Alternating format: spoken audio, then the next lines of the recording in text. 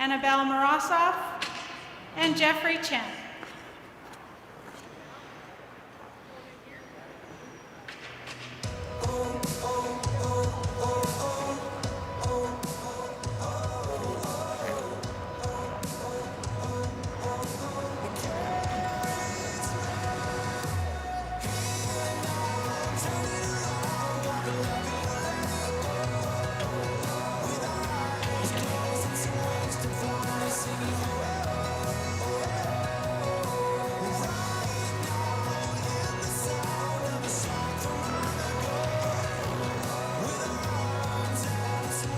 All right, and we are back. Jean-Luc Baker here doing ringside commentary for the championship ice dance. This is our first group of the day.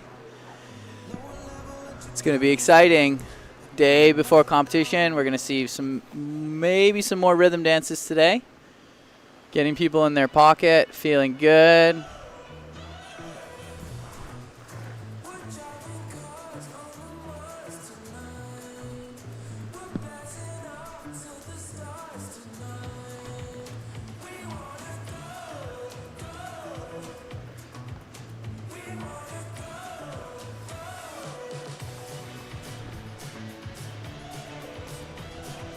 Now, if you have any questions throughout these practices, these next three groups, please feel free to send them to me at US Figure Skating on X. I'll do my best to answer them. I'm going to see what's out there, give you my feedback, seeing what we're watching out here, give you my insights and whatnot, and all those things.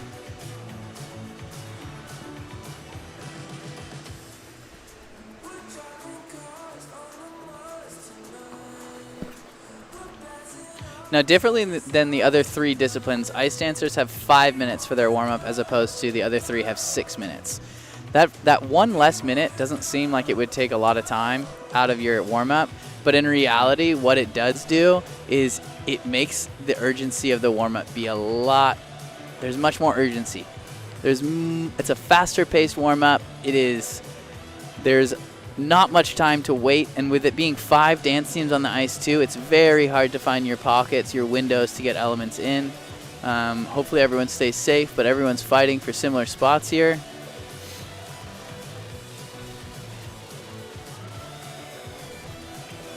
On this practice, we have last year's national silver medalists, Christina Carrera and Anthony Ponomarenko.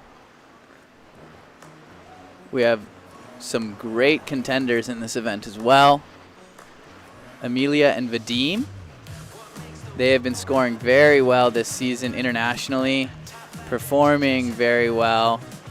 Excited to see what they deliver today. Their rhythm dance is jam-packed, full of energy, very exciting stuff.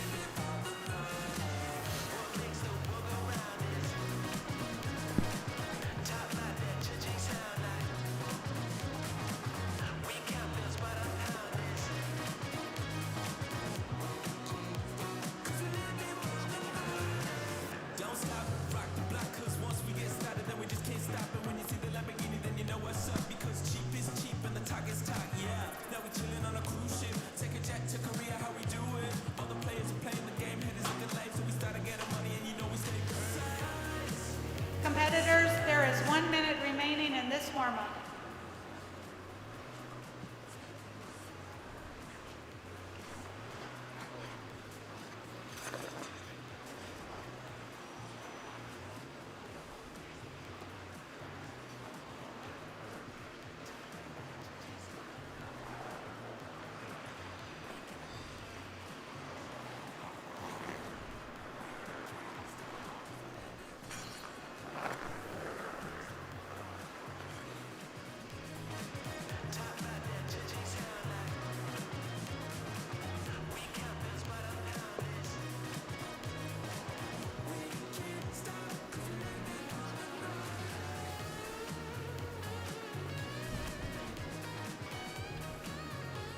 This warm-up is now concluded.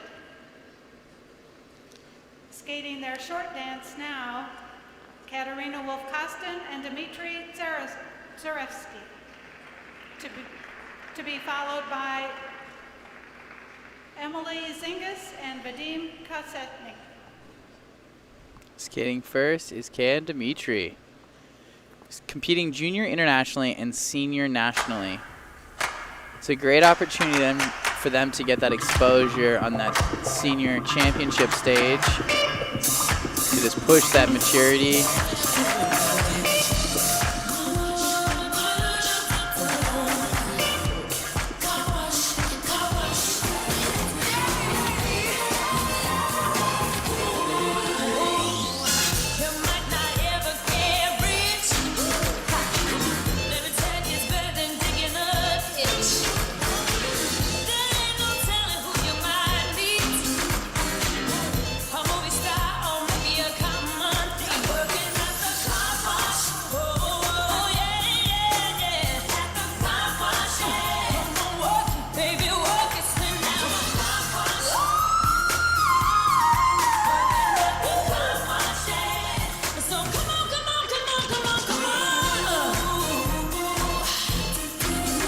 Now these dancers have 2 practices today, so it's going to be interesting to see their choices of what programs they'd like to be doing first and when.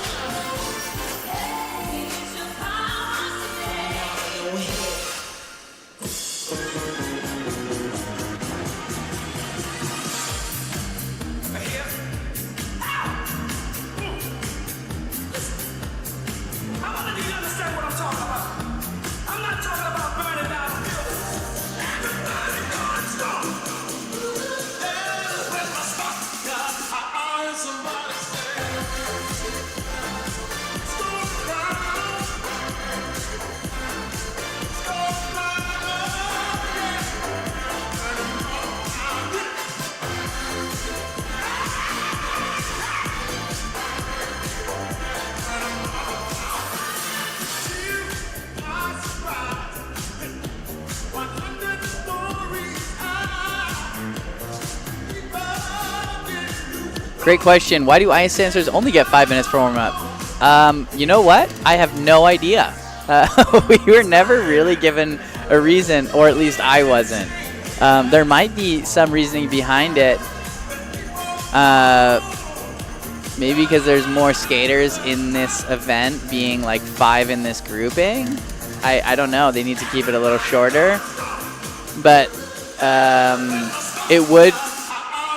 it would create a little bit more space for the skaters to be able to get their elements done in time a little more safely when they're warming up, but we make it work. Program music time, 3 minutes and 1 second. Skating their rhythm dance now, Emily Zingas and Vadim Kolesnik. To be followed Skating by now Vadim is Guerrero Amelia and Anthony Vadim. Pomeranko. The start of this program, it's sick. Like their dancing ability, both of them. She's so good at dancing, and he is so solid as a partner. Performance.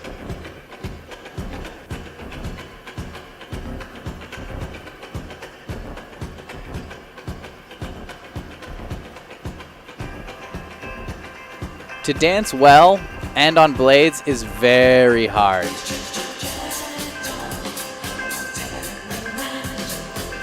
Here is your partial step sequence, starting with what is the slip steps of the paso doble and the change edge. And then it starts with one of the partners doing an outside mohawk. There is not a dedicated need for either of one of the partners has to do it, but not both of them. Then there's 3 other turns that need to be in this. It needs to be a back rocker, a back inside or a back outside rocker. As you saw, Amelia just did a back inside rocker coming off that corner. Most of the time, you're going to see a back inside counter and a right forward inside bracket. Most teams will be doing those selections of turns because not that they're easy to get by all means, but they are they're going to be easier than the other options.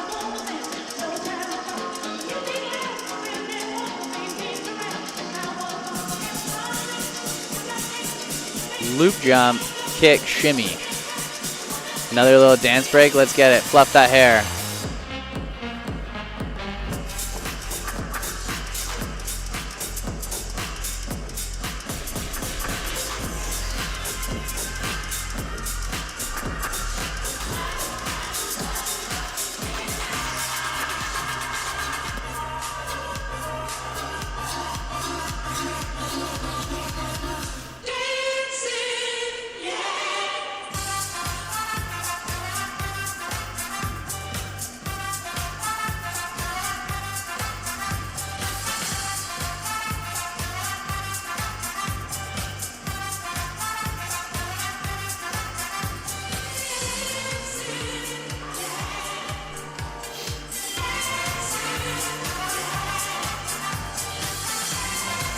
This is that.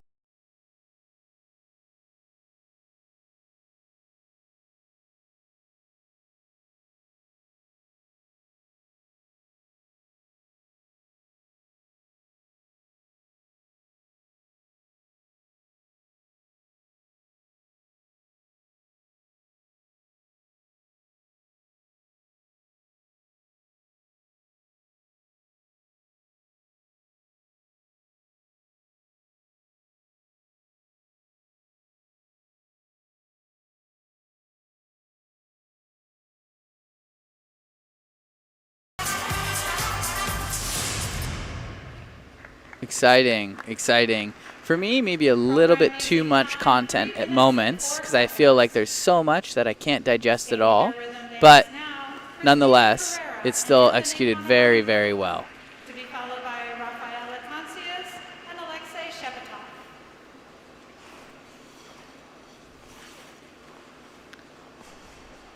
Skating now is your current U.S. silver medalists, Christina and Anthony.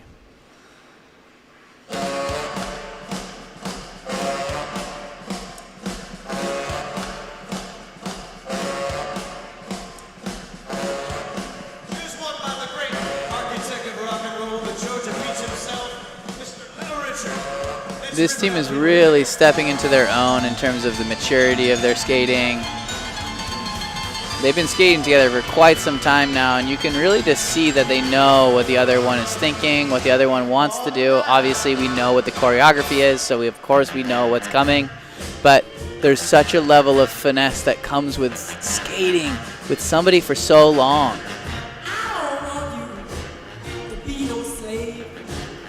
Here it is, the outside mohawk for Anthony. That's going to be your first turn. Your second turn is going to be a back inside counter for Christina there. It's going to be quick here. You only have 2 counts on the entry edge and 2 on the exit. Anything more than that, you will not get it called. Back. Oh, we're going to forward bracket, I would imagine, from Anthony here in the corner. And then back inside rocker for Christina. The recipe will be very similar. You're going to have most of your teams doing their bracket in that bottom corner left of the judges. Usually the top corner, but sometimes it might be in the bottom left corner from the judges because you want to hide that bracket. Hide it. Sounds not maybe great, but it's a hard turn to get. It's a very hard turn to get. So, I mean, they're all very hard. Actually, in my opinion, for this PST, the counter is probably one of the hardest turns to get because of the requirement of how fast it takes to do the turn itself. Now, having 2 counts on an entry edge and 2 on a exit for a mohawk, for a bracket, you can kind of bounce off of it without rolling it. Do it quick. It's a quick snap of the foot. Same with the mohawk. You're just stepping from one foot to the other, just from forwards to backwards, essentially. I know outside. But for the counter, you have to kind of respect the momentum that a counter takes, the wind and unwind. So to do that at such a velocity and such a speed is very, very hard. So seeing teams here get a level 4 partial step sequence is going to be rare. I think you might maybe see a small handful. Small handful is in maybe 3, but I could be wrong. I'm very excited. These skaters at this event look very strong. Very fun choreo step. And as I talked about not having too much content, I feel like they give you time to digest. They give you moments of excitement and then moments of breath. Moments of excitement, moments of breath.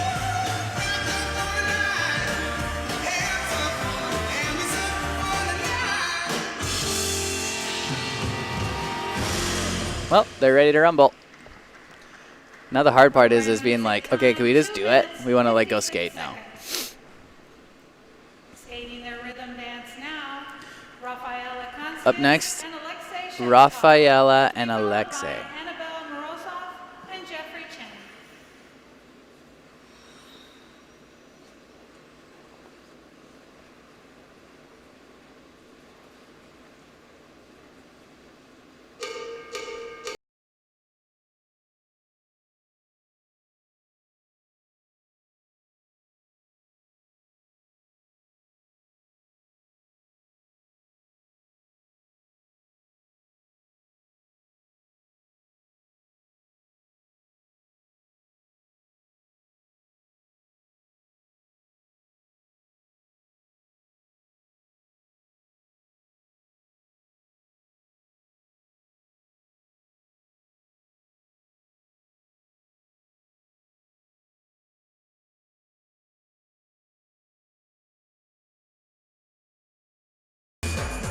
Nice spacing in that midline step from these two.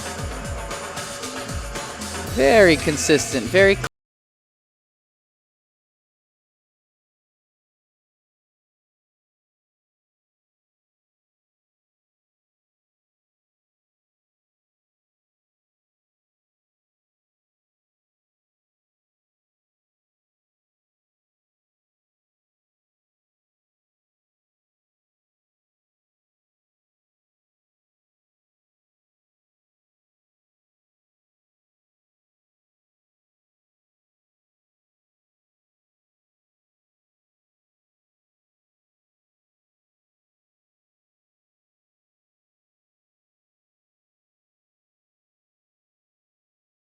or lifty.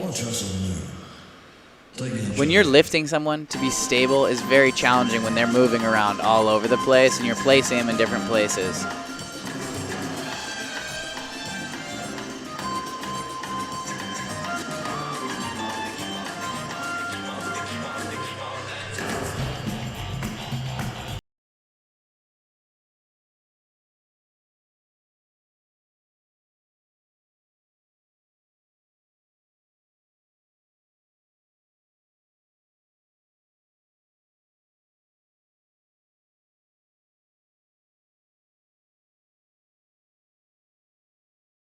Get that sorted so you guys can follow along for the rest of the practice. Please tweet at US Figure Skating and I'll check it out the best that I can.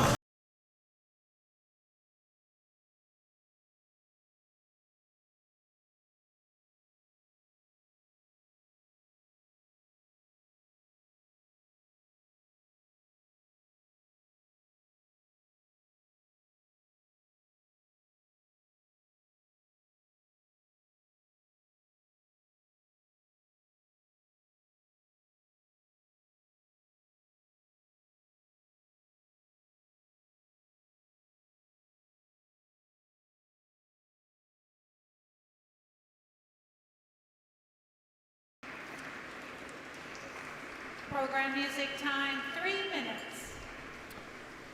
Skating Very their fun free skate dance from now, Rafael and Alexei. Annabelle Morozov and Jeffrey Chen. Annabelle and Jeffrey. These guys have a really nice quality to their skating, and they might do their circle step in their competition run through here. It's not a full run through, I would imagine, but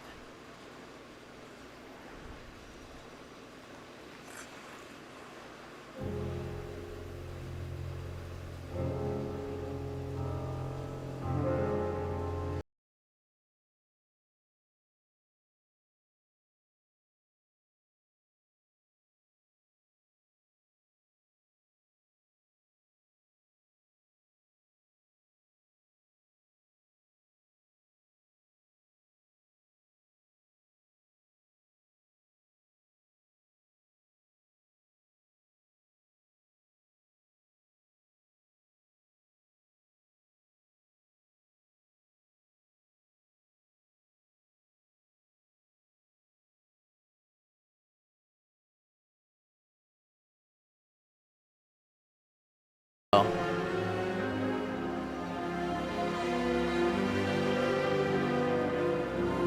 I've discussed before.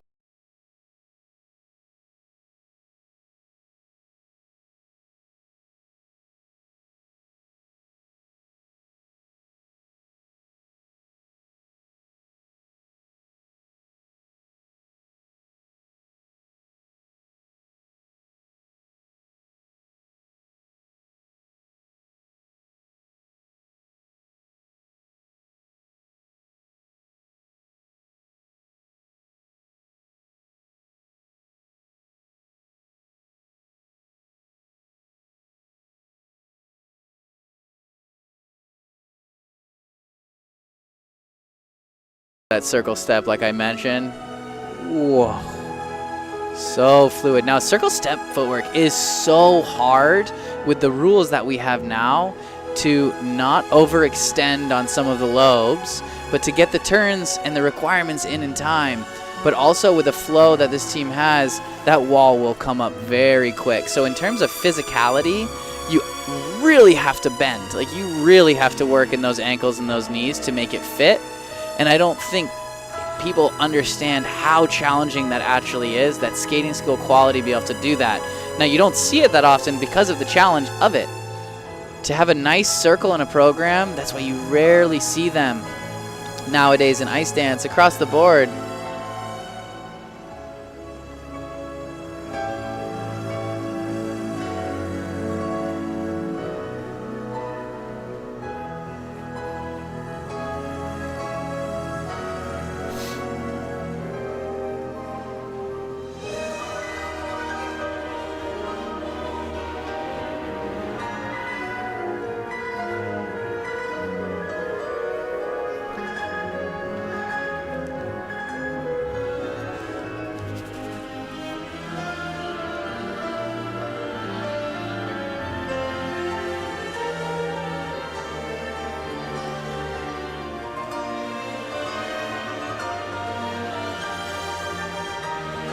Some really nice segments from Annabelle and Jeffrey here.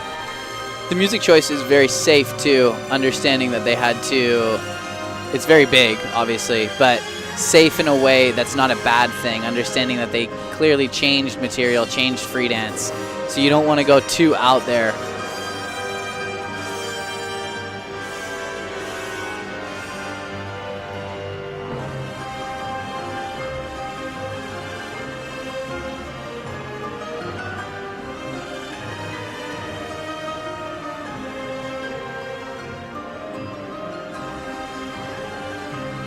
What's so interesting about this being a new free dance too is that I feel like they're actually very connected together. They just disconnected just a little bit, but I feel like they're very connected as a team. But for me, they're just a little disconnected from the music. Being a new team, that's very hard, but you can see the expression and connection that they have together. And I don't feel like they're fully connected to that music yet, but also, like I mentioned, it is so hard to change programs in the middle of a season and then to come to a new event like this one and make that happen.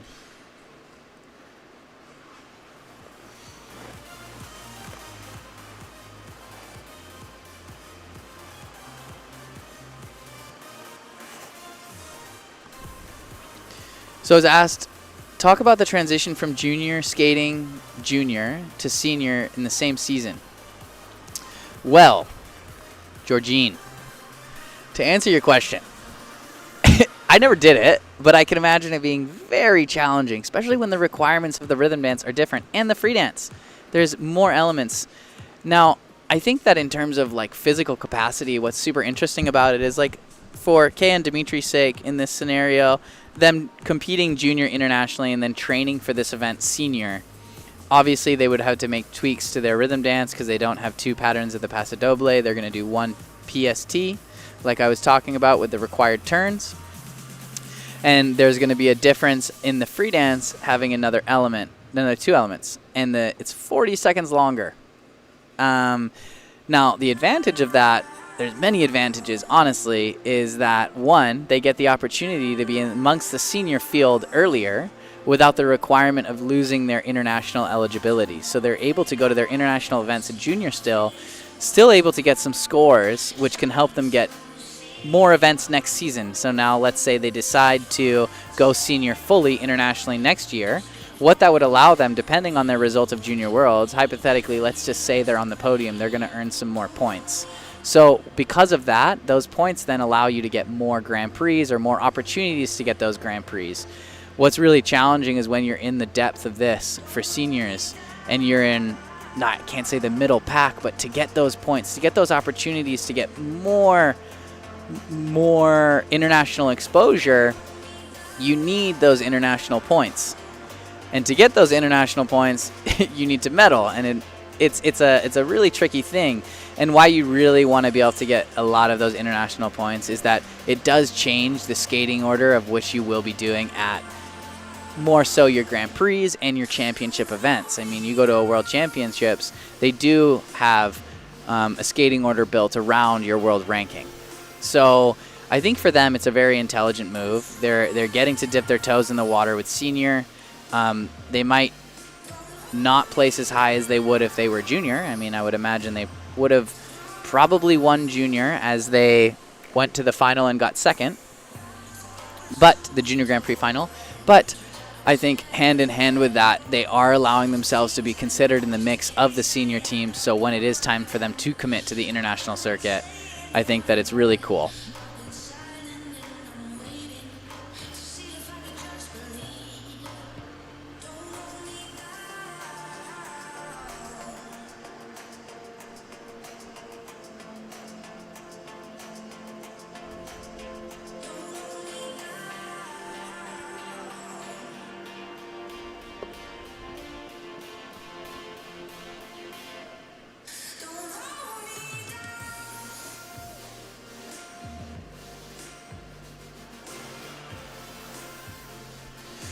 Great question, David. Twizzles, is there an incentive to do a harder set, like a left inside opposed to a right inside? Does that help show your strength as a skater? In my opinion, no. You don't get rewarded for the difficulty of an element if it meets the requirements. Now, what you get rewarded for from the judging panel, per se, is their list of GOEs. It's going to be how it works with the music, the unison, how close it is, the synchronicity, the intricacy going in and out. You don't necessarily get rewarded for the difference of a right inside or a left inside. Like Somerville and Barati, Ian and Emily, they do a left forward outside leg out twizzle, which is probably one of the hardest twizzles, if not the hardest twizzle to do. Now, they don't get extra points because of it. Everyone knows that it's harder, but you're not going to see a bonus, per se, on the sheet. A level 4 is a level 4. You can get a level 4 many which ways when it comes to a twizzle set.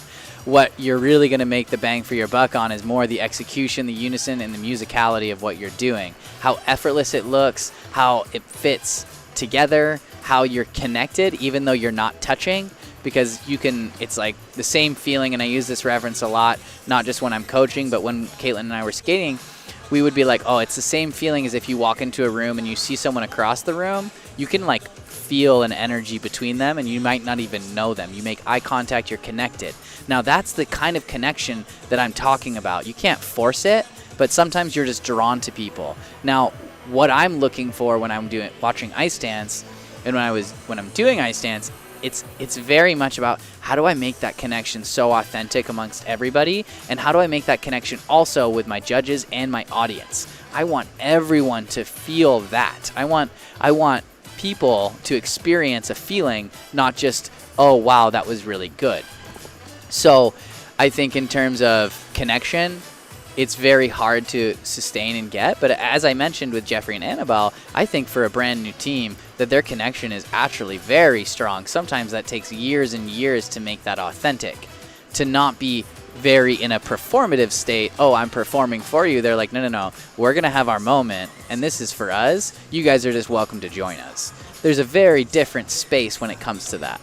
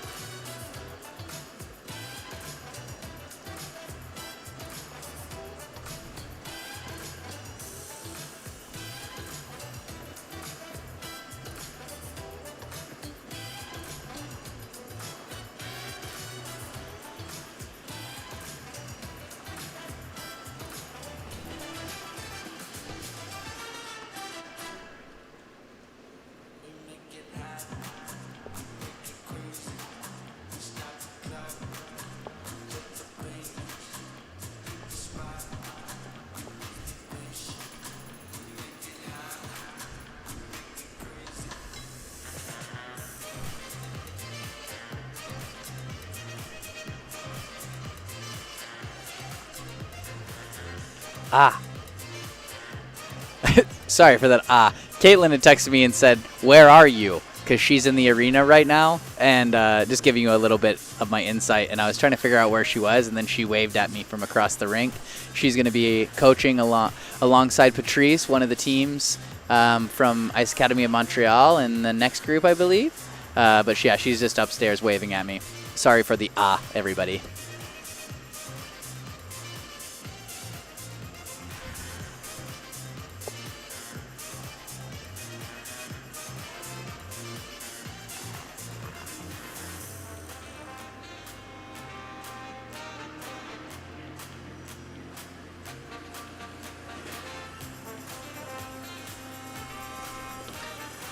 Now, this group is wrapping up here, and there's going to be 2 more groups of Ice Dance, Championship Ice Dance. Please send your questions to me at US Figure Skating on X, on Twitter. It's going to be that little icon on your phone that looks black maybe and has an X on it. Shoot them my way. I'm going to do my best to answer them to you. We're going to watch some Ice Dance, check this thing out. Going to be some great skating. We got your current world champions coming up soon. Some more medalists from last year, and a lot of skaters in this event. There's a lot of teams here vying for those spots, not just for 4 Continents of Worlds, but also vying for spots for next year on the podium, trying to get themselves set up their best opportunity to be a part of that Olympic team. Even though this is not an Olympic qualifier right now, they do take into account all of these performances from the start of the Grand Prix circuit, your challenger events, your Grand Prix, your internationals, your nationals. All of these moments matter. How you show up, how your scores are. Are they consistent? Are they rising? Are they going the right way? Are you consistent? What are you messing up? All of those things. Hopefully nothing. The goal is to not mess anything up when you skate, especially in ice dance. If you do that in ice dance, see you later, alligator. It doesn't feel good.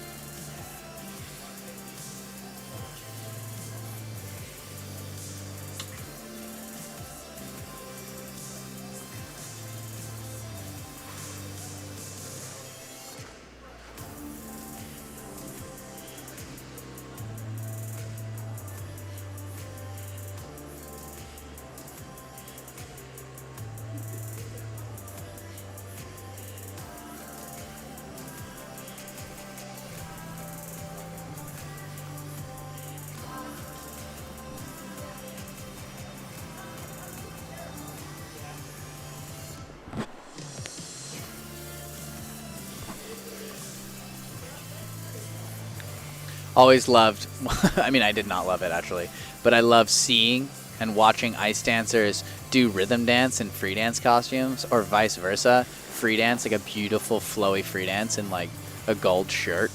As you can see Annabelle and Jeffrey on the screen clearly doing rhythm dance. They're trying to get down to James Brown right now, and I'm going to be honest, that shirt and that dress is not James Brownie.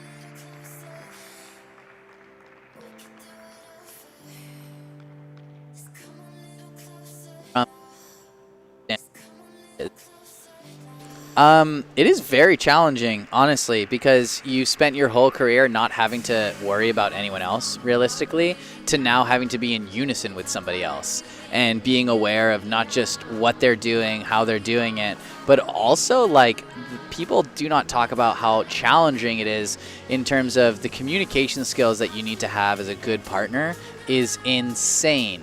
Imagine a marriage with a, I guess, different kind of love, where you are in a high intense environment. You want somebody to do something, but you can't tell them to do it because that's just not a nice thing to do. I think that the communication skills that come with being a good partner are immense. So I think, one, learning how to do that, but two, just really kind of attuning yourself to all the details of ice dance. Yes, there's details within like all different parts of singles, but I think that like understanding how to make those details match, and there's not the luxury of improvisation. I mean, within a freestyler, if they don't get out of a corner or they're too far out of a corner, they can make the smallest tweak to their steps, to their patterning, and it won't really change anything for them. No one will know a difference. If I decide to add a crossover all of a sudden, well, my partner doesn't. We're going to collide, we're going to collapse, we're going to fall.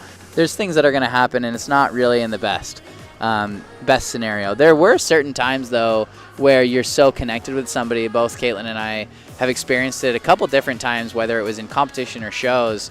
It happened actually 1 or 2 times at a national championships where we were skating and we wanted a little bit more power. We didn't say a single word to each other, and we had planned to do 2 crossovers out of a corner, and we knew we just wanted a little bit more of a push. And I don't know how we did it, but we just decided to do 3 in that moment. Like, we were so aligned. And in shows as well, there's moments where things just change. Game time changes that aren't discussed, but you're just so in the moment and connected with your partner, and that takes such a long time to create that maturity, to create that openness, to also to create that trust.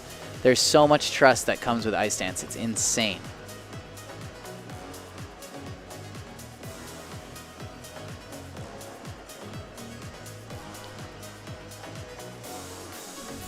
Skaters, there is 1 minute remaining in this practice session.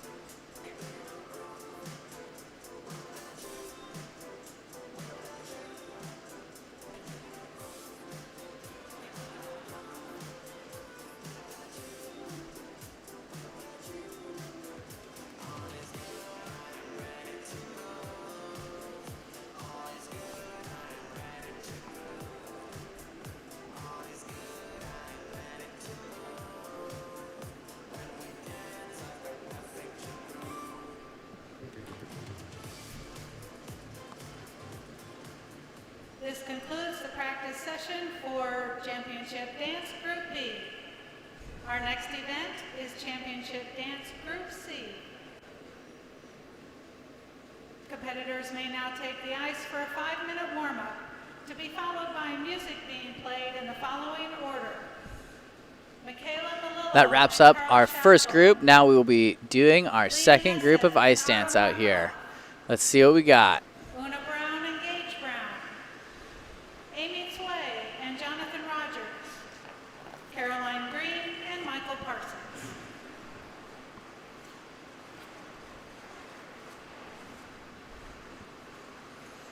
This is going to be an exciting group. It's going to be a full group as well. We have Leah and Artem back out here with us. They were not here for the practice yesterday, so it's about to start getting real tight.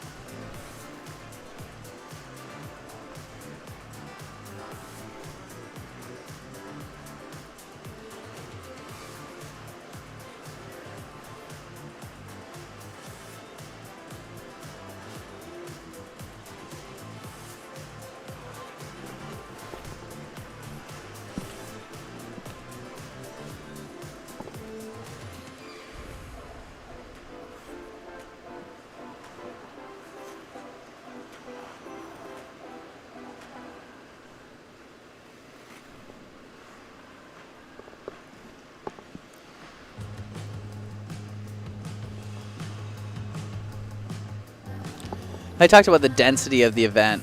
I mean, there's so many teams that are fighting for second, third, fourth, fifth, sixth, seventh, eighth place even.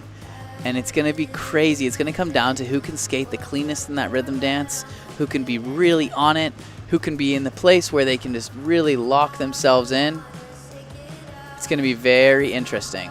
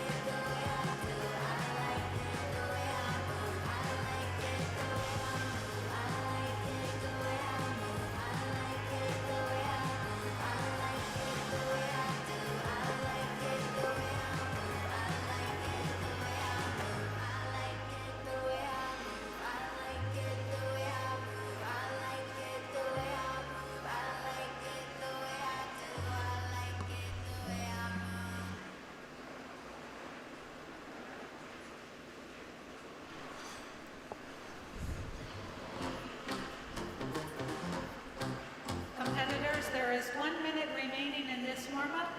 After the warm-up, we will begin playing music for Michaela Malillo and Carl Schapfel, to be followed by Leanne. This is such a funny question. It's like a comment followed by a question.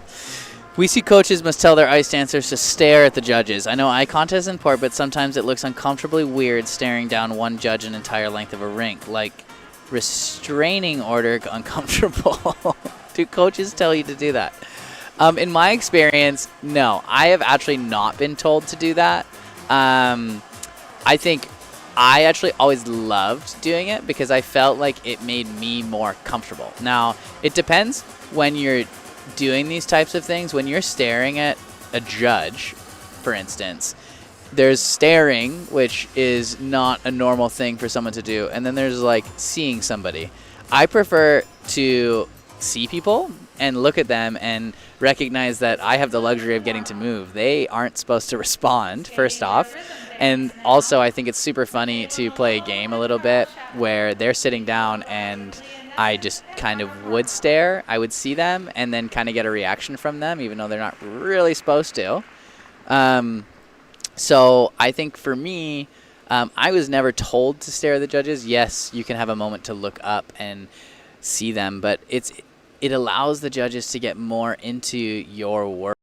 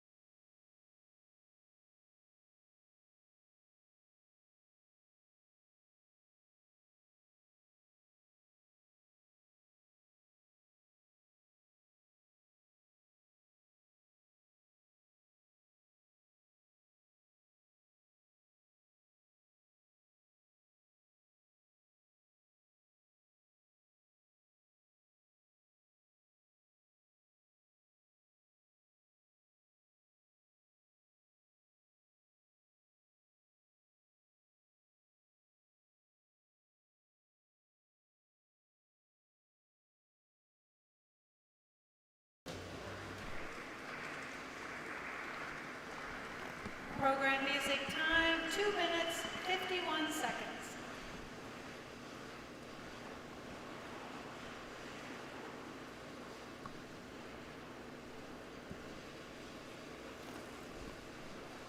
Skating their rhythm dance now, Leah Nessett and Artem Markelov, to be followed by Una Brown and Gage Brown. Skating next is Leah and Artem. It's their first year senior. Won Junior Worlds last year. Great quality at junior. They're finding themselves at senior still. They have really good qualities to them. As you talked about the staring thing. When it becomes performative staring, for me, that's when it's like, eek, I don't love it as much.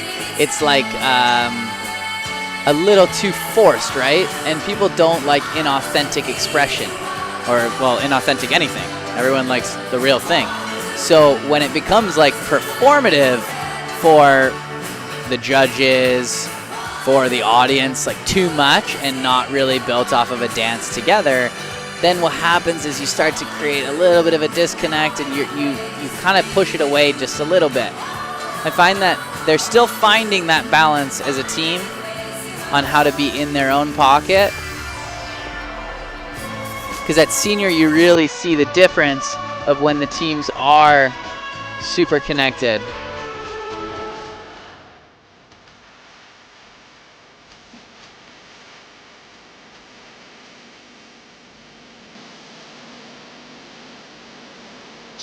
Very hard partnering there. Sneaking around her to do his mohawk.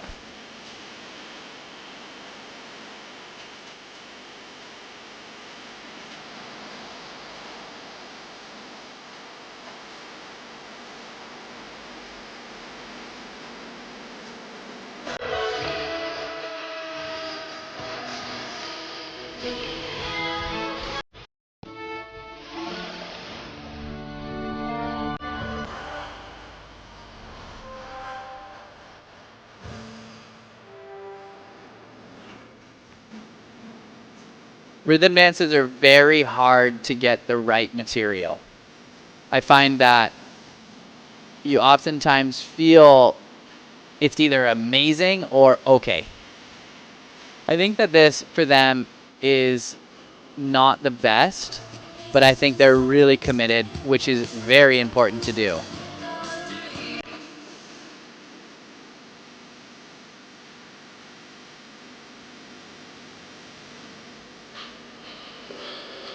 Now I see that already, that dance stop there, the way they started that was already a little bit of a different energy.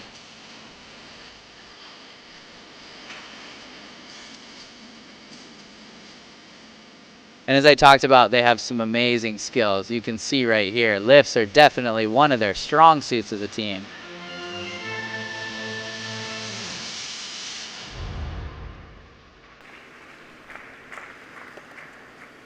Program music time, 2 minutes, 58 seconds.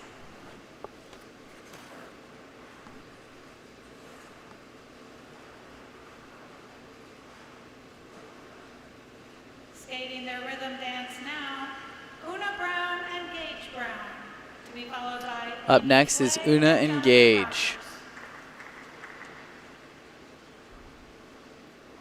Dynamic this team.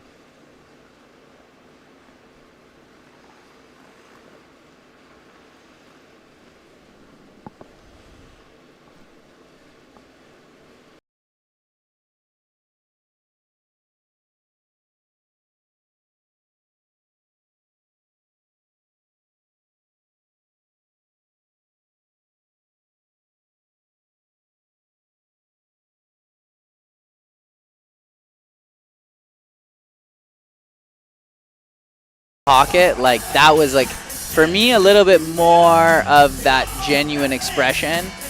They're kind of dancing. Yes, they are looking at the judges, but they're like kind of nonchalant about it. They like want to dance for themselves.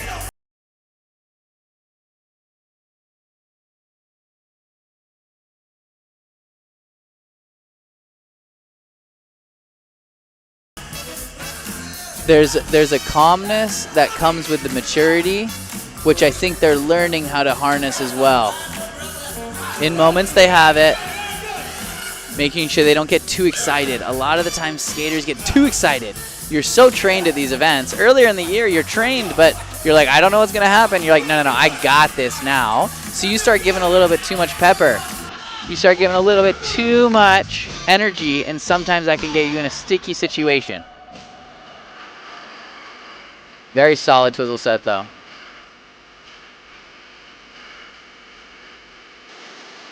For them, it's going to be about a slow build, in my opinion. I think they want to build this thing.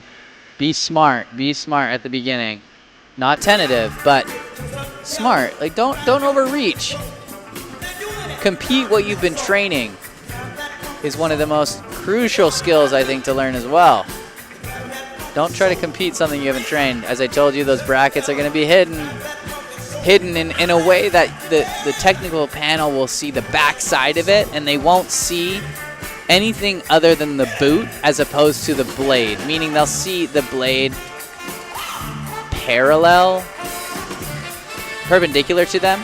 Excuse me. They're going to see the blade perpendicular to them as opposed to parallel. We don't want the blade ever really coming towards the technical panel, especially on a turn like that where they're looking to see, like, are you going inside to outside?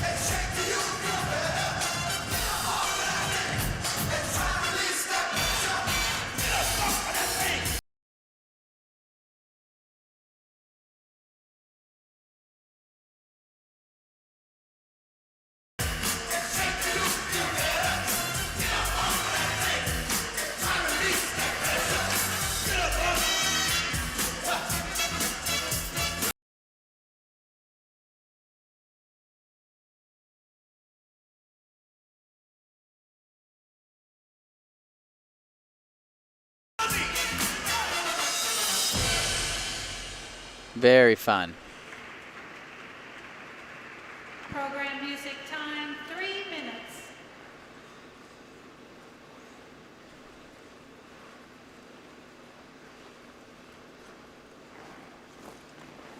Skating their rhythm dance now, Amy Tway and Jonathan Rogers, to be followed by Caroline Green and Michael Parsons. Up next is Amy and Jonathan.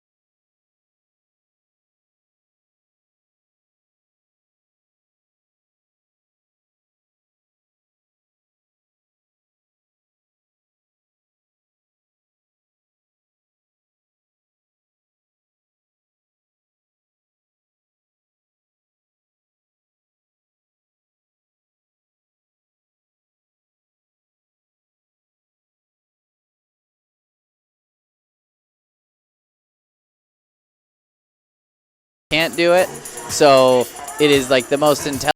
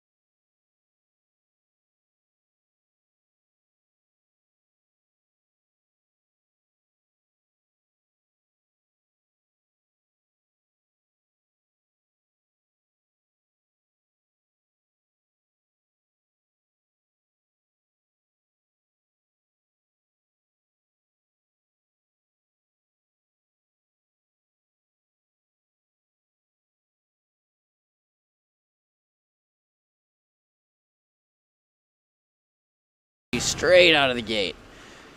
But about a minute in is when I really started feeling them to like recalibrate where their energy was at. 8 seconds.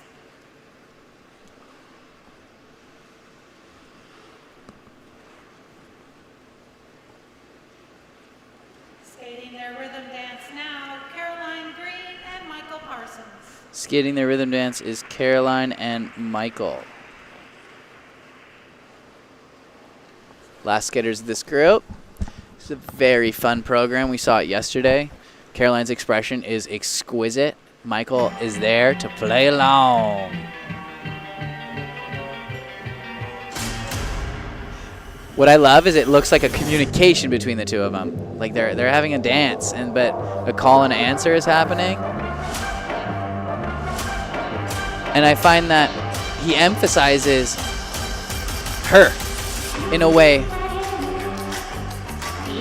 that he is performing with her together for each other and then to the judges.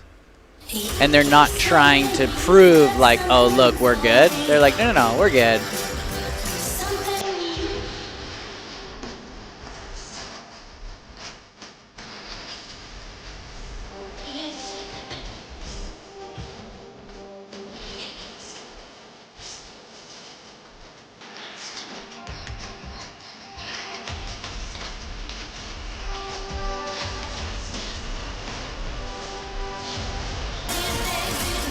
I'm gonna all over you.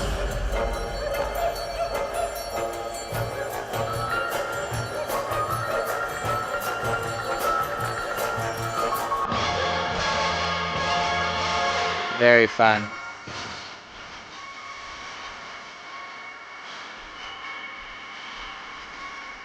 As I talked about call and answer. Musicality there, clear.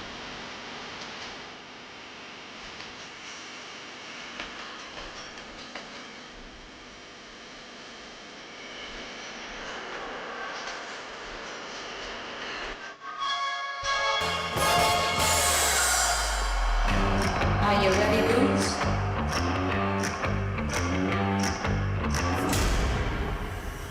Start walking.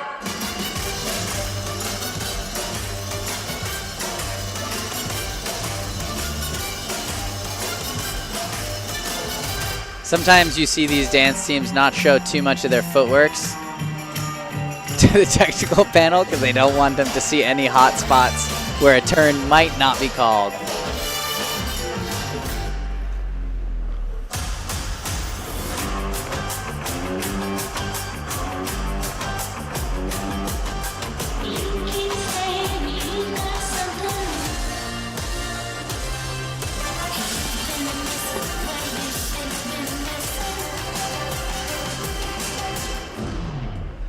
These beats were made for walking, and that's just what they'll do. One of these days, these beats I'm gonna all over you. Solid skate. Program music Amongst the time, list of all the other teams, they are just as ready. This is going to be such a fun event. Honestly, it's going to be a nail biter. This rhythm dance particularly, just seeing what happens with all these skaters, seeing how they can deliver under pressure, seeing how they can handle the stress and making sure that they stay in their pocket. It's like a golden middle. I had a great mentor of mine tell me that once. You want to find that golden middle. You don't want to be going too much, not too little, just the golden middle, and not giving away too much.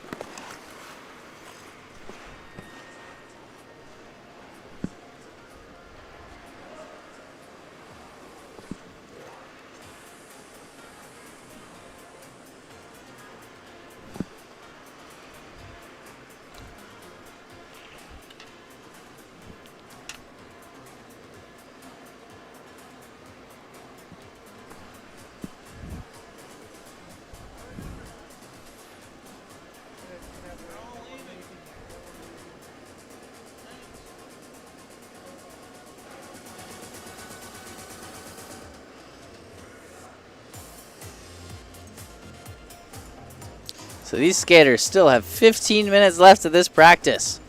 My gosh. That would be the point where I'd say, okay, are we done now? Like, you want to just end this early and call it good? Really, it's a long time to keep doing the same thing. Again, some of these skaters might go into free dance. If I were them, I would actually be like, you know what? We have another practice today. Let's call it. Like, what are we going to do? Another footwork that we're going to do again later, to do it again later, to do it again later? Like, I don't know. Like, sometimes the rest is way more important.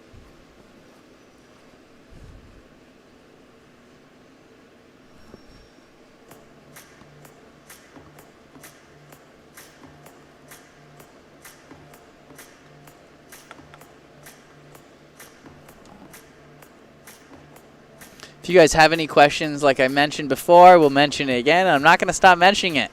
Send it to US Figure Skating at US Figure Skating on Twitter, excuse me. It's on X. I'm going to do my best to answer those to you. Just tweet directly at them with your question. I'm checking it out as we watch along, answering as much as I can, give you as many answers, give you as many insights, give you as many whatever you want to hear.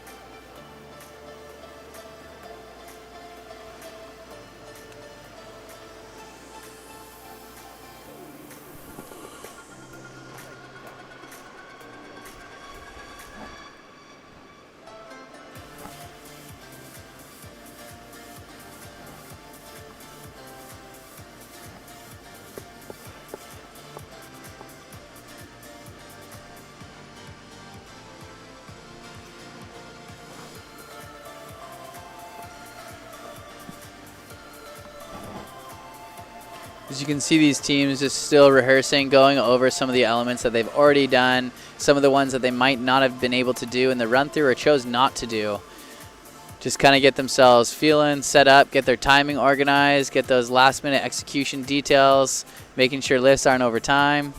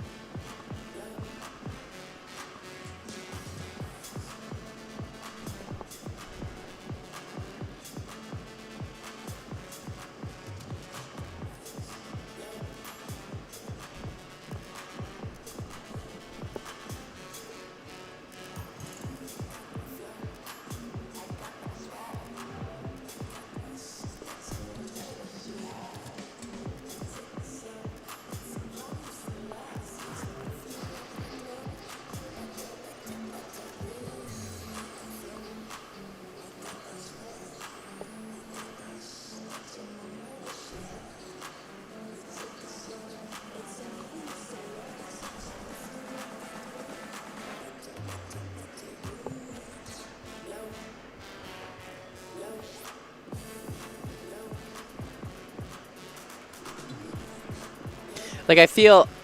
Hi, welcome back. I've been here this whole time. I've just been watching. I feel like now there's still 10 minutes left of this practice. I feel like they could have just done maybe a 35-minute practice, gave it a 6-minute warm-up, and everybody would be happy because it's still not as long. It's just a long time. Like, all the skaters have gone through everything at this point. Twice, if not more than that. I'm like a huge advocate of, like, if you're trying to fix something right now, don't try to, because you might get a little more stressed than you need to. You're ready to go at this point, so I think that overreaching is a really big skill to learn. Trusting that you're ready, trusting your training, trusting that your skills are toned, you're honed in, you're ready to rumble. I also could be saying this because my toes are cold. So maybe that's something to do with it as well.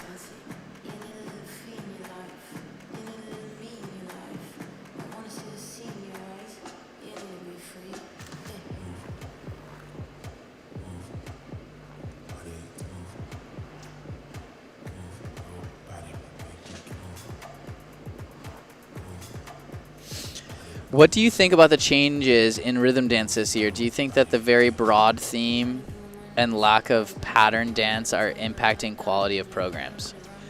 Ooh, great question. Great question, Gus's mom. Love these names on Twitter. I'm such a big fan. I think that the concept is to make it more entertaining, which I totally understand. Having it be a broader scaled thing allows for more interpretation and more variety. Now, that's why you're seeing different rock and roll, you're seeing some disco, you're seeing some groovy 60s, some Bob Fosse, you see ABBA, you see a lot of really different, right? You see different things. Now, that's really cool. I love that. I love the difference. But what I don't think is awesome in my perspective is that it's really hard to compare. And competing at the end of the day is like, who does it better?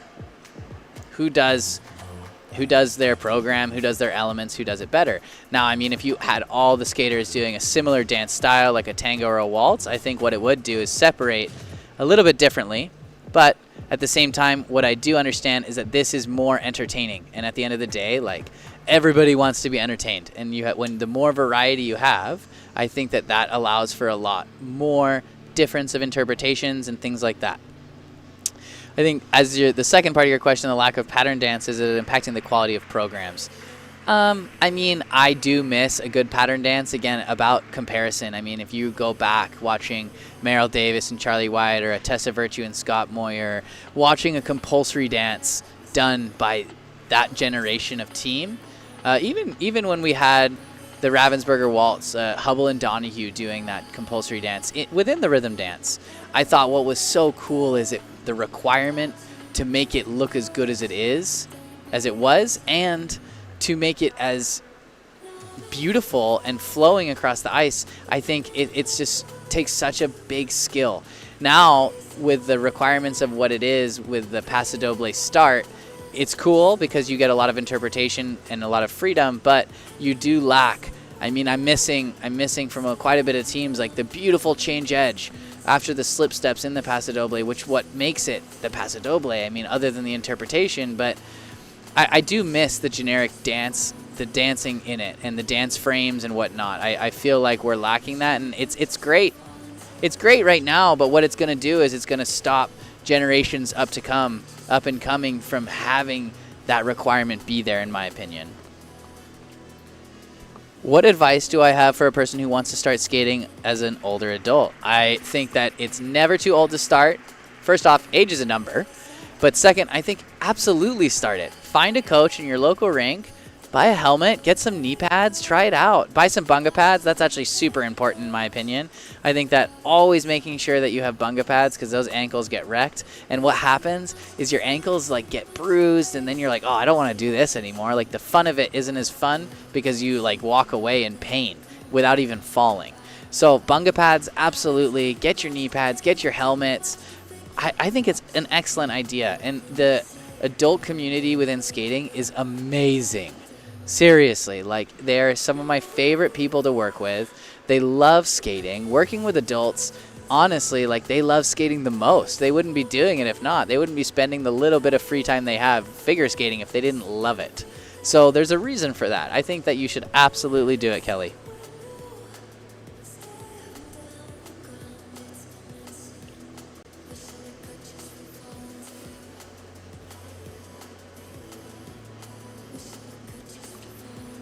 You guys are throwing out some great questions here.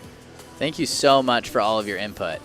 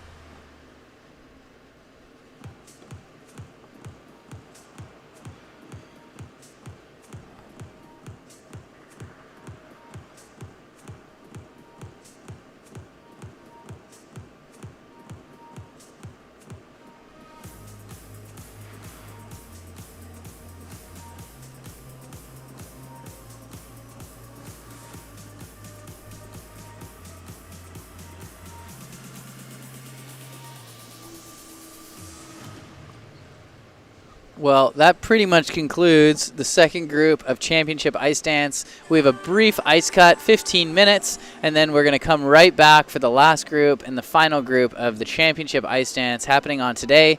Tune in, stay around, go get a coffee. You got 15 minutes, it's no problem. Zamboni takes a hot minute anyway. Please, stick around. It'll be fun. We got last group, chalk baits are in it. You see him boogie woogie all the way down. So, see you in a minute.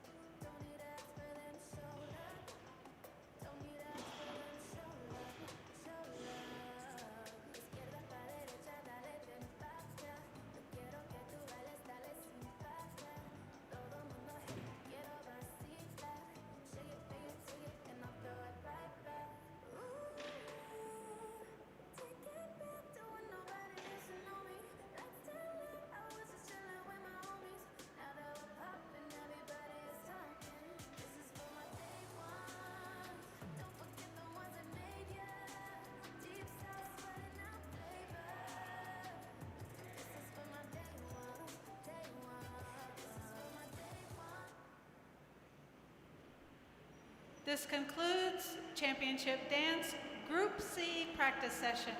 We'll now take a short break to resurface the ice, to be followed by Championship Dance Group A at 2:05.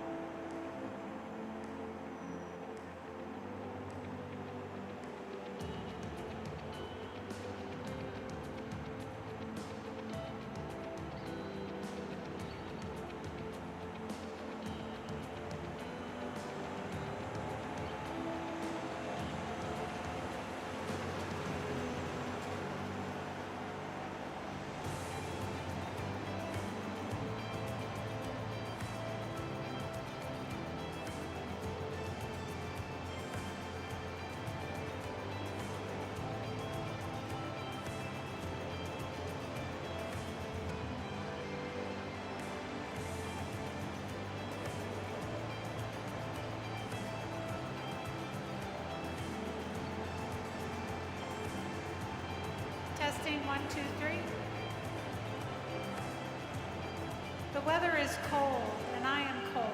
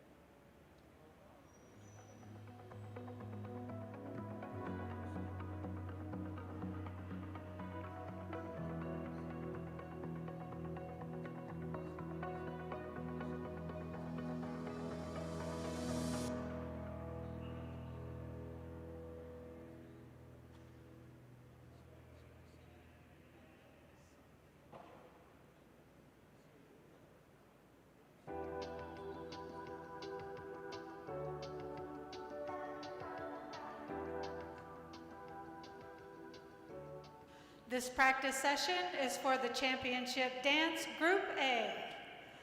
The following competitors may now take the ice for a 5-minute warm-up to be played and then play their music in the following order. Vanessa Pham and Anton Spiridonov, Grace E. and Danila Savyaliev, Emily Brady and Ian Somerville, Madison Chalk and Evan Bates, Ava Pate and Logan Bai.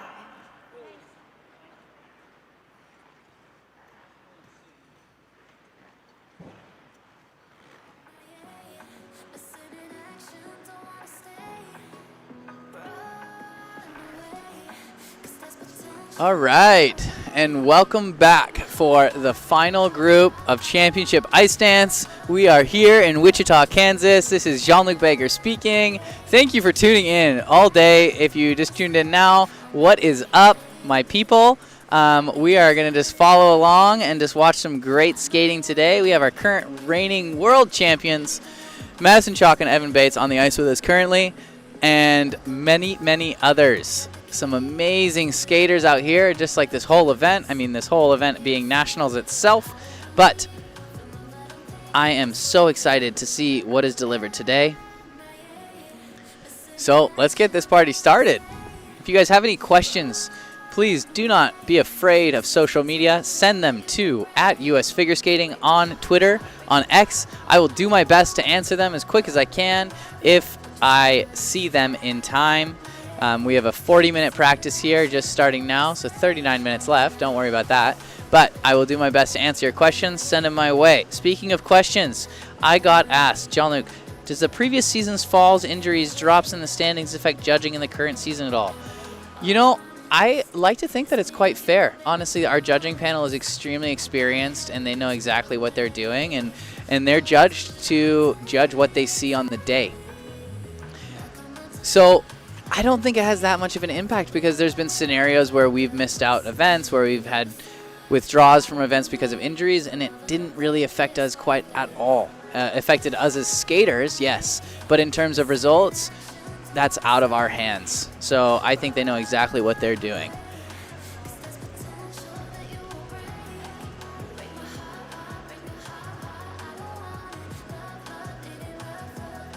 Oh my gosh, question about Marie-France. All of her free dances are just brilliant. Each one is so original. How does she do that? And is she fascinating to watch within her process? It doesn't even seem humanly possible. Beginning to think she's a shapeshifter. Well, you're not alone with thinking that, writer comedy. No, but she is absolutely amazing.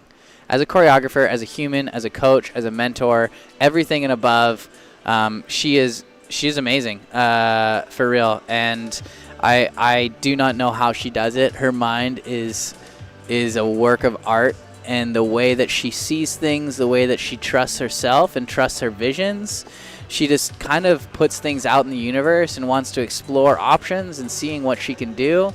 And, you know, I think it's so cool because she really looks at the skaters themselves and them as people. She doesn't just see you of what you can do or what you've accomplished, but she sees you as a person, which I actually really, really admire and have tried my best to take a part of that quality within my own learning, within my own experience within life and whatnot, all of those things. But I think for me, she's amazing. Probably one of the best choreographers that I've ever worked with. And I don't know how she comes up with all of these ideas.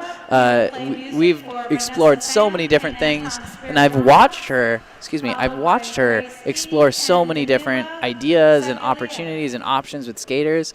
We oftentimes, Caitlin and I, a fun little tidbit, used to, when we'd work with her, which was quite often, but during the season, if a transition was just a little sticky or wasn't working, oftentimes we'd have a lesson with her, and within 5 minutes the transition would be fixed and nothing would need to change. We used to call her like the electrician. She would just know how to turn lights on real quick.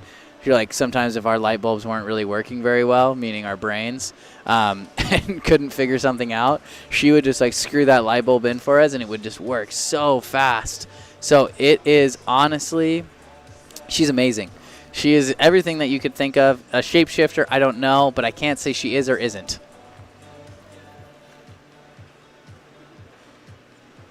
Great question. This warm-up is now concluded. Skating their rhythm dance now, Vanessa Fan and Anton Spiridonov.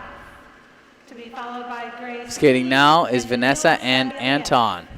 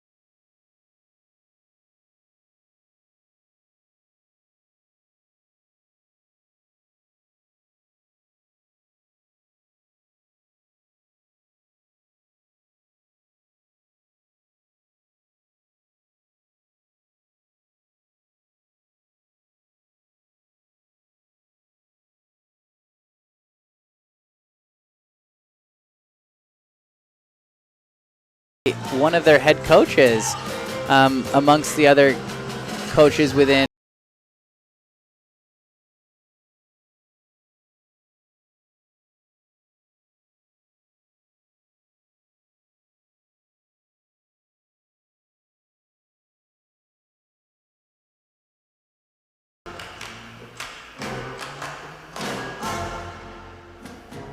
Little further apart on those twizzles today than what I saw yesterday. They seem a little bit tighter.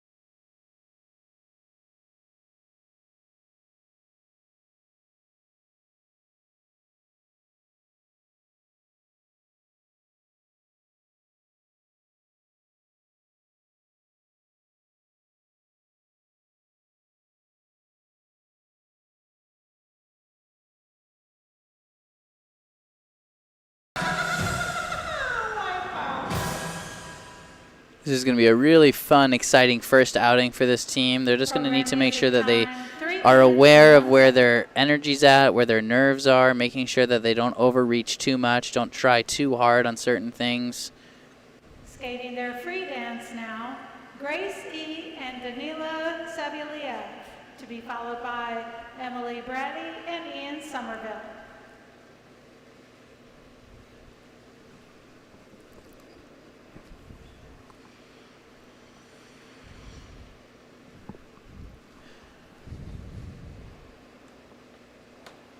Skating is Grace and Danila. I said yesterday.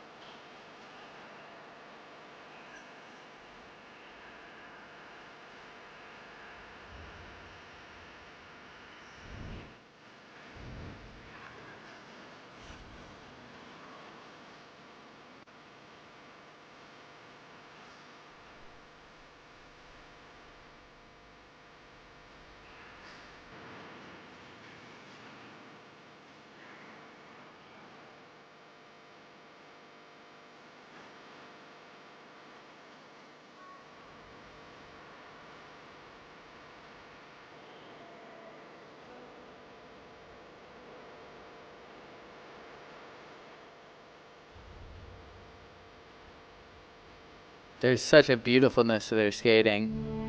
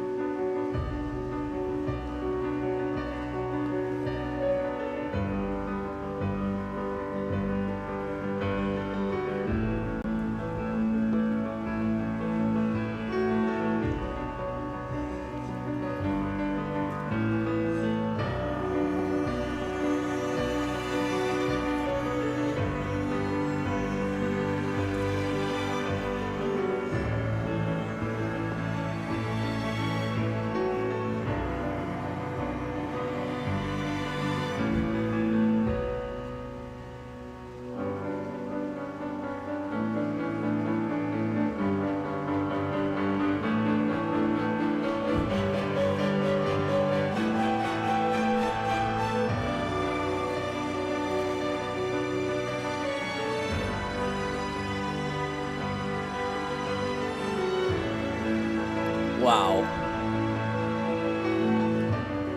The body movement is... the amount of control that takes is insane.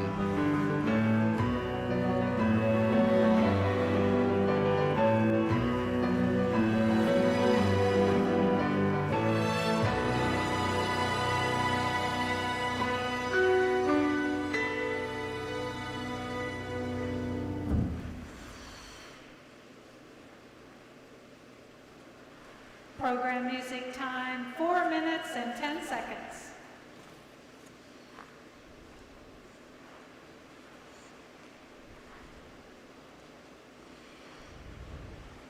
Skating their rhythm dance now, Emily Brady and Ian Somerville, to be followed by Madison Chalk and Evan Bates.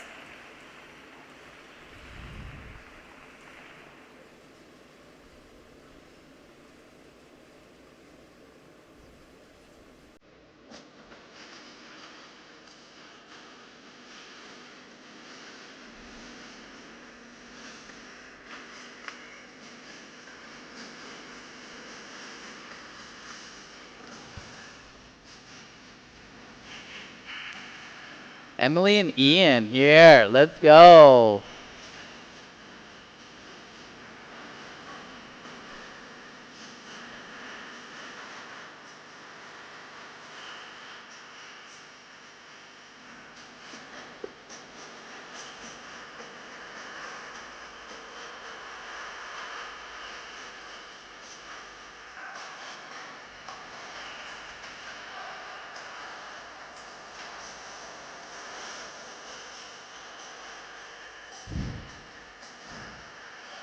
That midline step is very hard, going boards to boards with the speed that they have to try to execute the turns that they're doing and to dance. It's very, very intricate.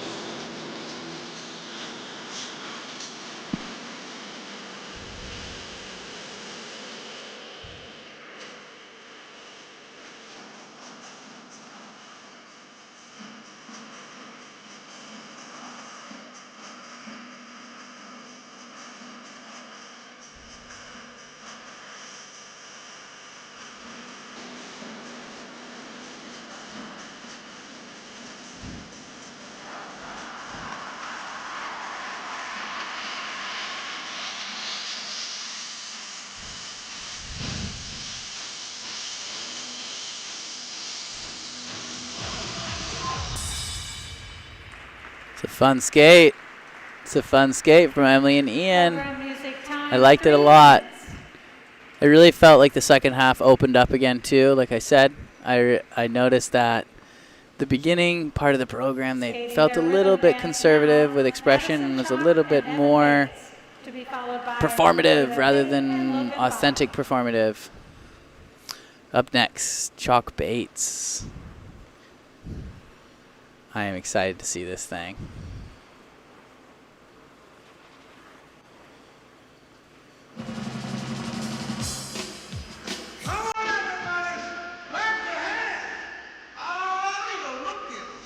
The way they carry themselves, it is just so classy.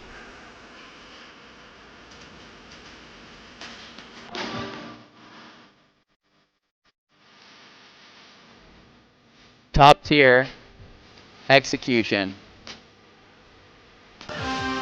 Excellent, excellent.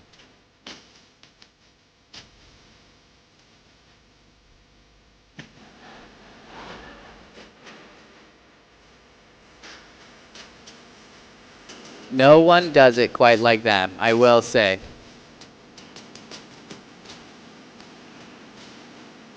This program has really, really grown on me in terms of the social dance. They've taken out a couple pieces of their music, rightfully so. But I just really appreciate their dedication and commitment to playing in character steps. And this dance stop in this midline coming in a second, halfway through, the best. Absolutely unreal. Evan goes crazy, and Maddie does. I told you yesterday, Maddie is a queen of performance. So, like, this is so cool. Shred here. I love it so much. Just automatically makes you go cheek to cheek smile. And the turn so clean. Like, no question at all. Every single turn. No doubt. There's such an assurance that they have when they skate together. Understandably, they've been skating together for quite a while. But that's what happens when you're skating with someone for so long. You can learn to be just so in the right pocket, in the same pocket together. And I love the costume choices for this, just allowing it to be an overall arching theme.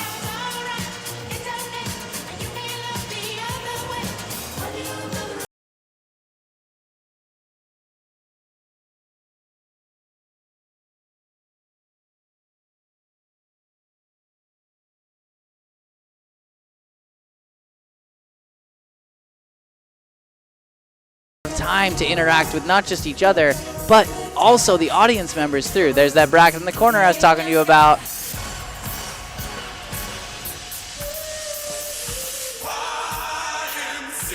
Shredding with the YMCA at the end. Let's go.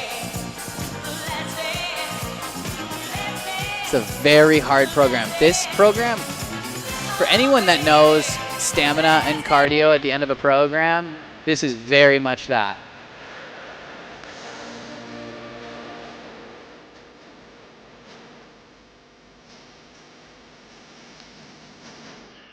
Very, very good. Exquisite. I have nothing to say other than I love it. 3 minutes. I love them. For real, so good. Classy. I think there's a reason they've won a couple times, the World Skating Championships their and rhythm Nationals. dance now, Ava Pate and Logan Bond. Skating next, Ava and Logan. Hey, remember that peacock reference I gave? I think the back of his shirt kind of looks like a peacock. Love it. Peacocks of figure skating. Ice dance.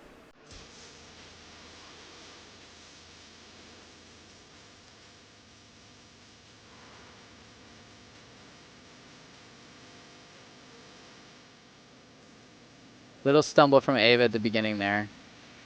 Looks like they're a little disconnected, maybe a little nervous. It's a long time to be standing still at the beginning of a program, sitting in your moment. I'm gonna get back.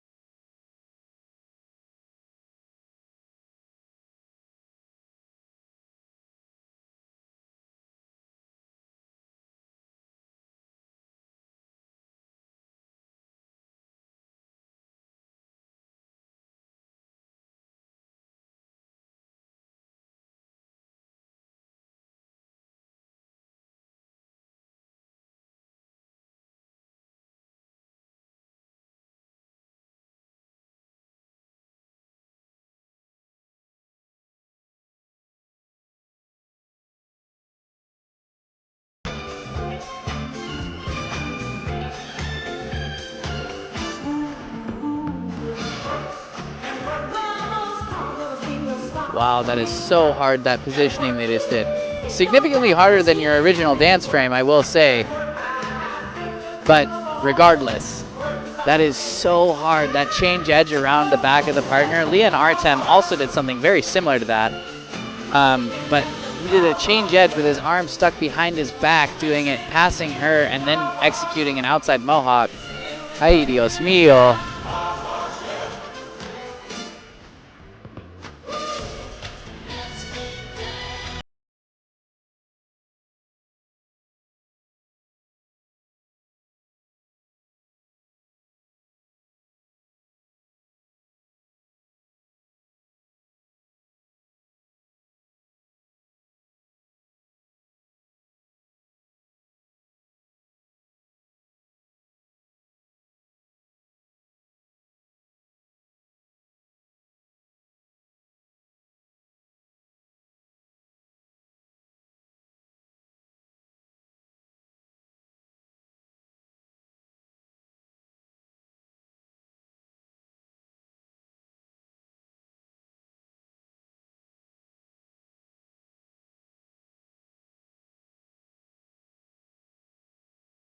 Something that happens right at the very, very beginning, it pulls you out, and then you're kind of in this headspace of like, okay, reset, reset. Program And music those time, performances 3 are minutes so and 8 irritating when seconds. you're like just having to reset the whole time. Correction, 3 minutes and 6 seconds. Competitors, there are approximately 15 minutes remaining in this practice session.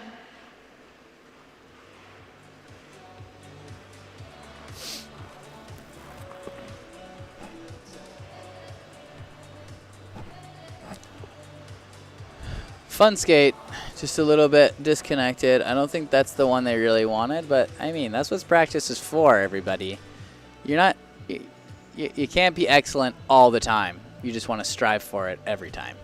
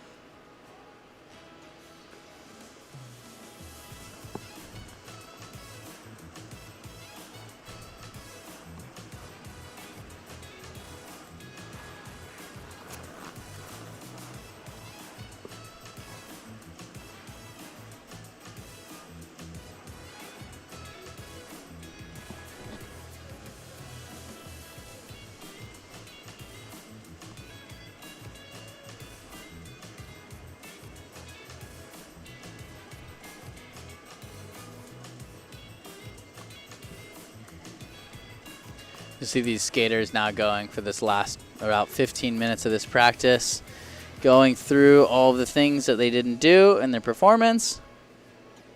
Oh, 15, no, just kidding.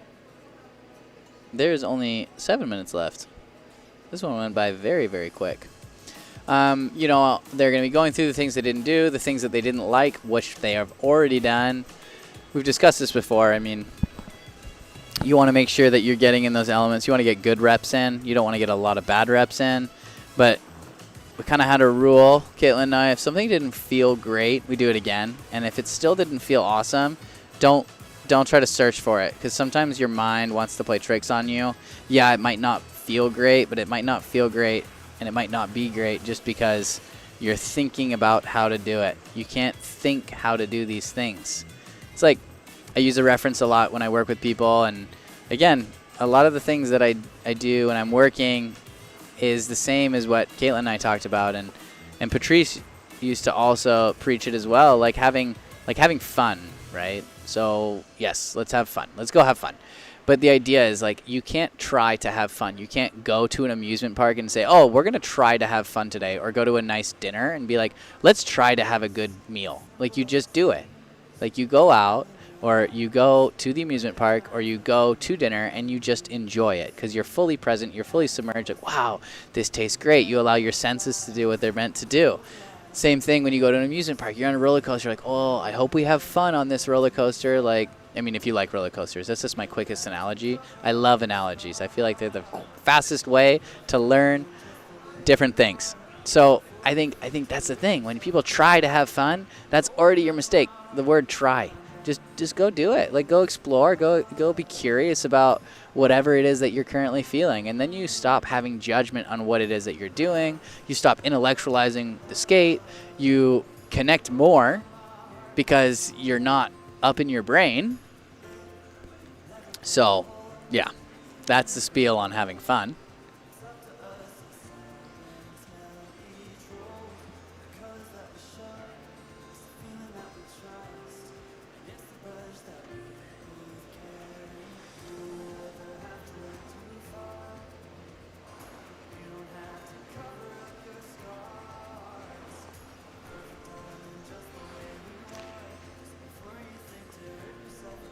Someone said, do you want to give tips for a newbie on forward crossovers? Yeah, sure. Bend your ankles. The first thing people do when they skate is they only use their hips and their knees. Similar action to as if you were to sit on a toilet. I need you to use all three. I need those knees over the toes. And then what you can do is you can really be much more grounded. You'll feel significantly more stable. And the use of your eyes are so crucial. Thinking about when you ride a bike, you don't look at the road that you're biking on. You look forward. You look where you're going. It's the same thing when you skate. If you start looking down when you skate, again, you're thinking about things too much. You need to trust yourself. You need to trust that you know how to ride that bike. You need to trust yourself that you know how to skate. You can't really look. You can look where your feet are, but you feel where your feet are. You don't walk everywhere in life looking down at the ground. So why all of a sudden you go on the ice and you think of the same thing? Like, you know that it's not natural to be on blades on the ice, but I mean, it becomes a new natural. So I think that using your eyes and letting those ankles be a part of the party is going to be super crucial for you guys, for you.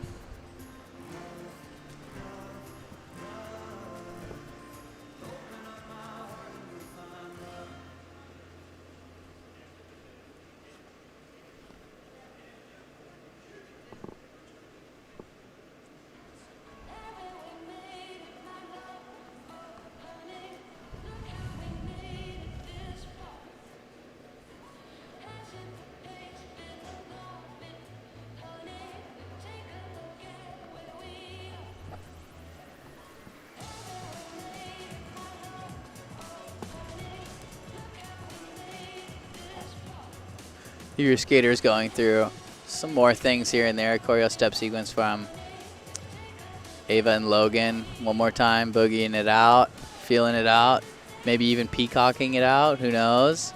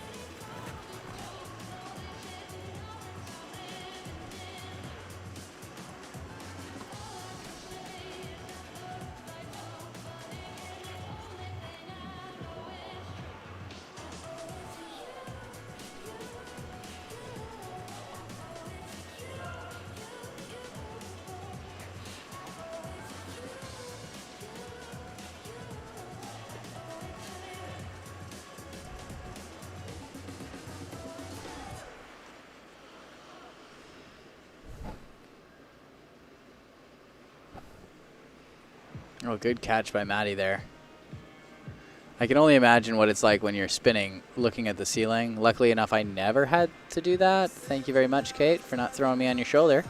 Yeah, like the whole concept of like spinning that fast across the ice, landing, and then doing a split flip thing, upside down, inverted, all the things that Maddie Chalk does with Evan Bates. Yeah, that's a hard pass for me, but you go, girl. Good catch. Trying to figure out where the ground is. It's like kind of a high way up too, like we said earlier about our heights. 5'6" me, 6 something Evan.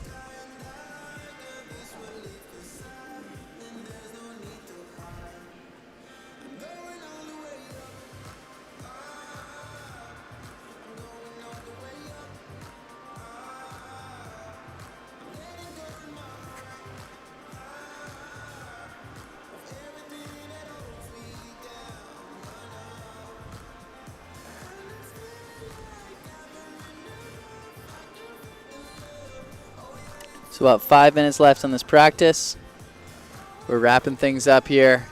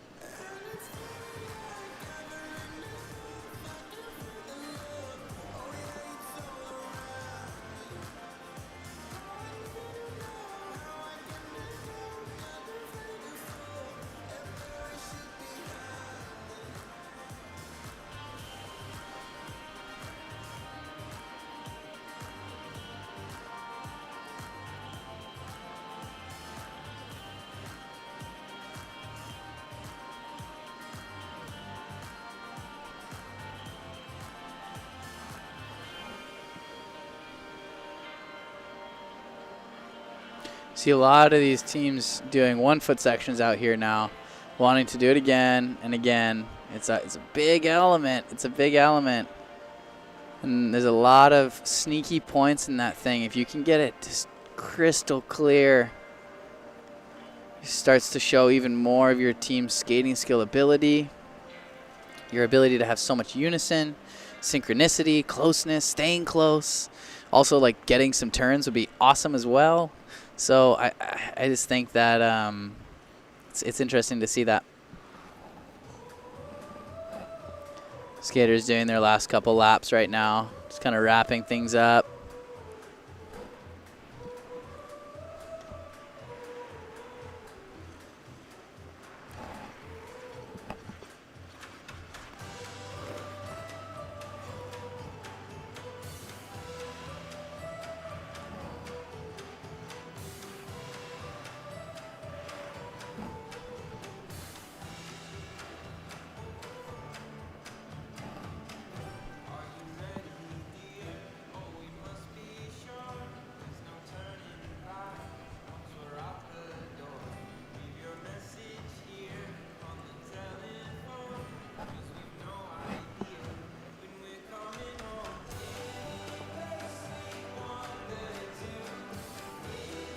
you see these skaters just circling now because they're just like waiting for that 1 minute cue. I mean, you can get off early, but I don't know why no one. Everyone's like, we're just going to take our time. We got time. We're just going to do some more laps. Close it up. They have another practice tonight. Some may opt out for it. Some may do it. I will not be commentating that one.